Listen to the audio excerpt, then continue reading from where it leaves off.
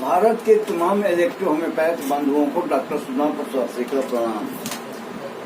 आज मैं आपको इलेक्ट्रो होम्योपैथी चरमोत्कर्ष पर पहुंचकर गद्य में कैसे गिरा तीसरा कारण बताऊंगा, लेकिन इसके पहले मैं ये आपका संदेह दूर कर दूं कि मैटी ने जो कहा था कि पौधों में इलेक्ट्रिसिटी पाया जाता है, इस पर हमने तर्क किया, खोजा, नेट पर गए, पता किया कि आखिर ऐसा कहा उन्होंने क्यों।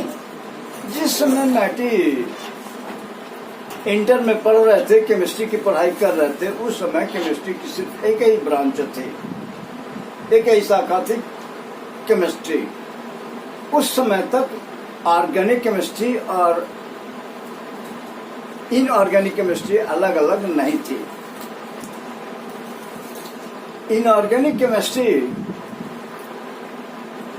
को बर्जीलियस ने 1807 ईस्वी में उसको जैवों से प्राप्त होने वाले कार्बन को ऑर्गेनिक कहा, और तब केमिस्ट्री की दो ब्रांच हो गए, ऑर्गेनिक केमिस्ट्री, इनऑर्गेनिक केमिस्ट्री और ऑर्गेनिक केमिस्ट्री।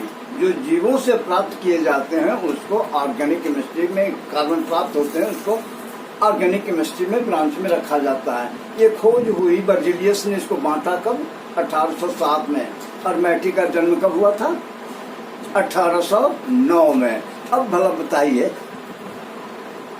मैटी को कितना साल, मान लिया कि 18-19 साल में जब इंटर में पढ़ रहे होंगे तो क्या 20 साल हुआ होगा, तब इन ऑर्गेनिक केमिस्ट्री की किताबें नहीं बनी थी और ना उनका डिस्क्रिप्शन हुआ था, ना विवरण हुआ था।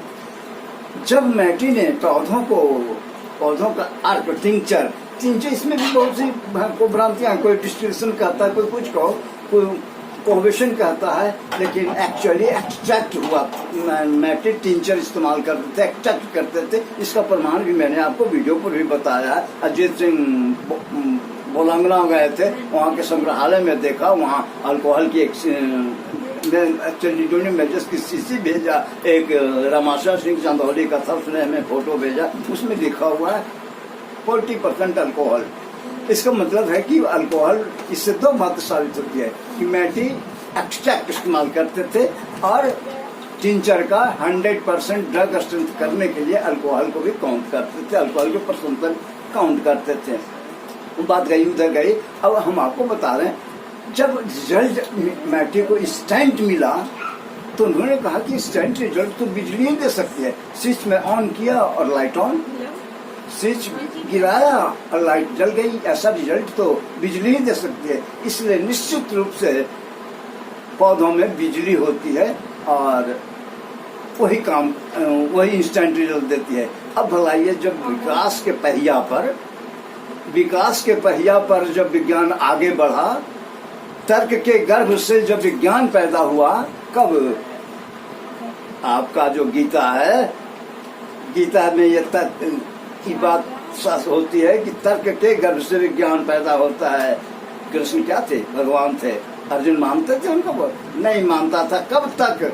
जब तक अर्जुन के दिमाग गवाह नहीं देता था कि ये बात सच है, तब तक तर्क करता था, तब बुद्धि से काम लेता था, और तब गीता आगे बढ़ती उपदेश होता चला गया। इसी तरह विज्ञान भी विकास के पहिया पर बढ़ता गया, और जब खोज हुआ कि ये बिजली का एक्सट्रैक्ट नहीं किया जा सकता है, वो कोई मैटर नहीं है, ऊर्जा है, और ऊर्जा को आप एक्सट्रैक्ट नहीं कर सकते, मैटर को कर सकते हैं। ये अल्कोहल या पानी में घुलता है, उसको एक्सट्रैक्ट कर सकते हैं।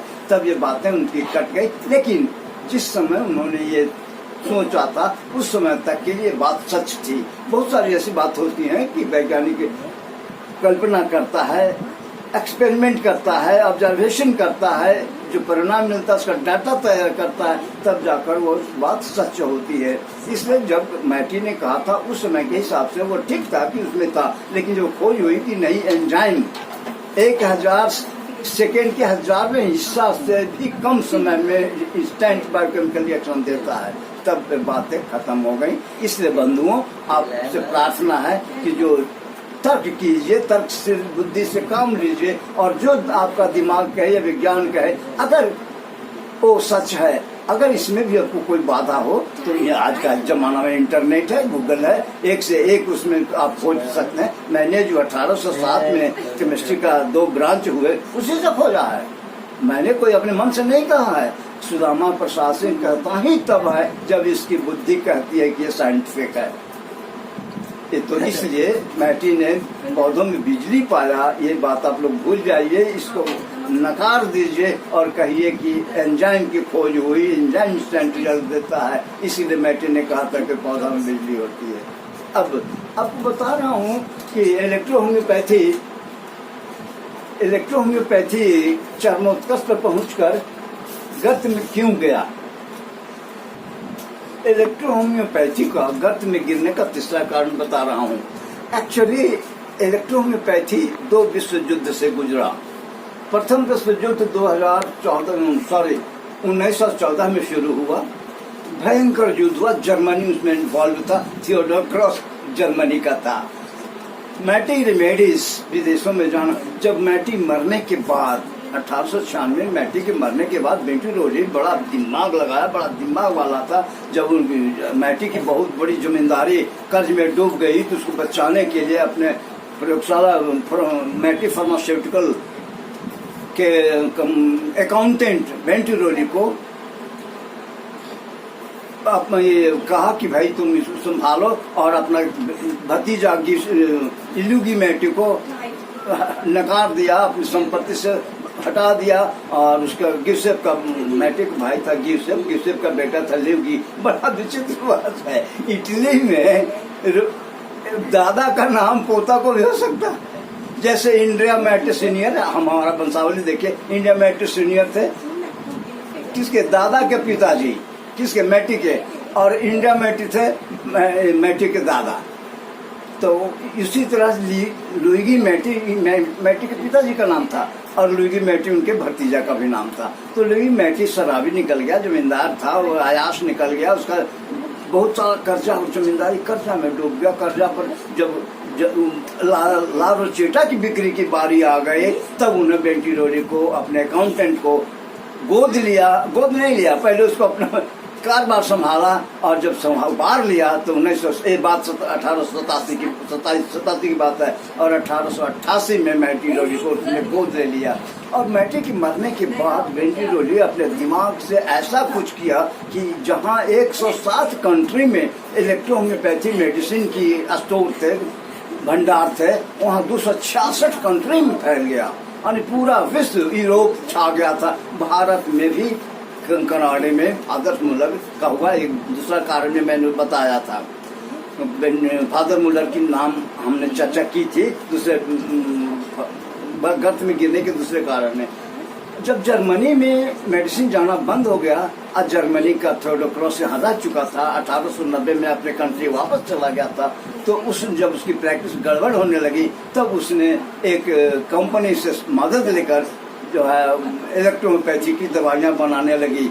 तब तक बेंटिरोली ने उसको चिट्ठी लिख दिया, उसको फादर मुलर को और अपनी माँ अल्बिना बेनोटी को भी चिट्ठी लिखा कि मैटी रेमेडीज पर मेरा पैतृक अधिकार है, दस्तावेज कहता है कि मैं इसका अधिकारी हूँ, आप लोग नहीं बना सकते हैं।